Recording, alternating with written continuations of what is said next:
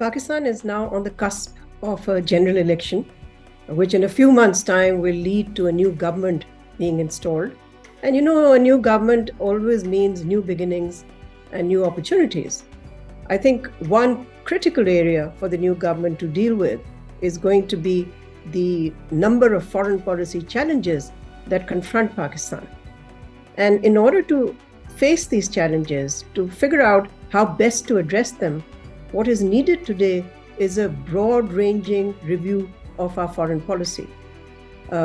It's needed because the world itself has been changing so rapidly and radically in recent decades, in fact, in recent years also. So we see geopolitical shifts in the Middle East, we see rapprochement between regional states, we see the defining strategic dynamic of this century, which is the standoff between China and the United States.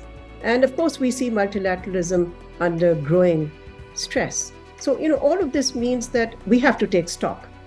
And it's not clear when the last wide-ranging review of our foreign policy was undertaken. I believe it was, certainly well over a decade ago. And in this very decade, we've seen fundamental regional and global changes. Now, I think sometimes the review is misunderstood to mean that there is going to be a change in objectives. No, it's not a change in objectives. It really means or involves adjusting policy, adapting policy to changes that are taking place in our region, in the world, and then recrafting our strategy to more effectively and more efficiently pursue our foreign policy goals. Because, as of now, issues tend to be addressed in silos, foreign policy issues.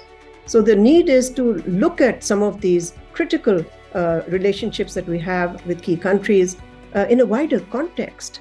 Because when you see them in a silo, then it has pretty apparent drawbacks. Also, I think the foreign ministry needs a greater investment. I think one of the fundamental goals of the review should be to align ends and means, because if you do not align or evolve a strategy which aligns the country's goals to its diplomatic resources, then you're not going to go very far. And in any case, I really believe that foreign policy cannot be conducted on the cheap. So it's important to undertake this review because in recent years, Pakistan's foreign policy basically consisted of ad hoc responses to issues as they arose, rather than reflect a well-considered, well-thought-out plan and a coherent approach.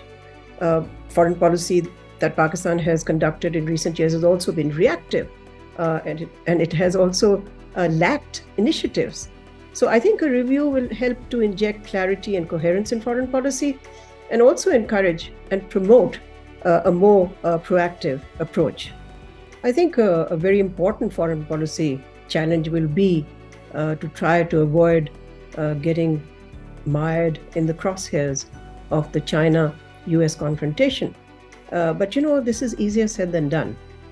One has to see how best Pakistan can navigate through a period where these two global powers are engaged in intense confrontation, military competition, tech wars, trade wars, and so on.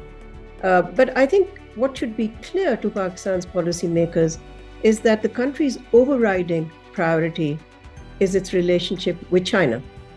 And that's because China offers Pakistan the best opportunity or hope for the achievement of its security and economic objectives. Relations will need to be reinforced, though. I mean, you can't take this relationship for granted. You can't take any relationship for granted.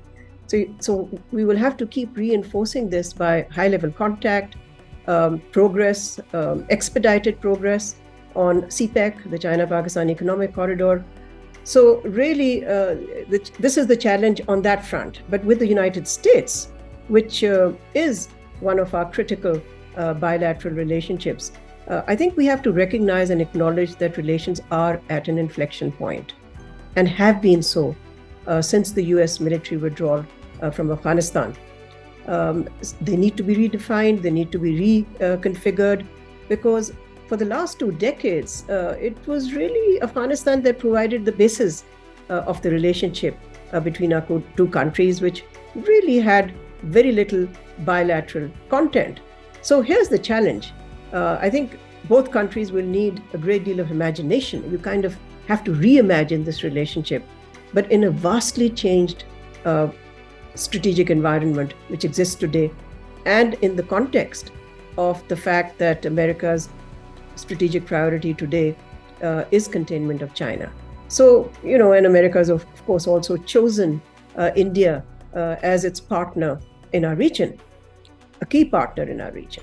So I think, again, we have to find the space between the Pakistan-China strategic relationship and the growing entente, if you like, between the United States and India.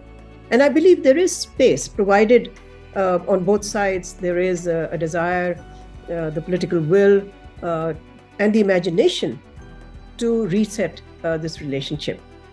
I think we've seen the Biden administration adopt a somewhat detached view of Pakistan.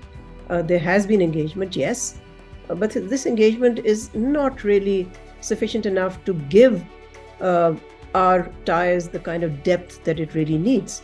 So this is going to be a challenge.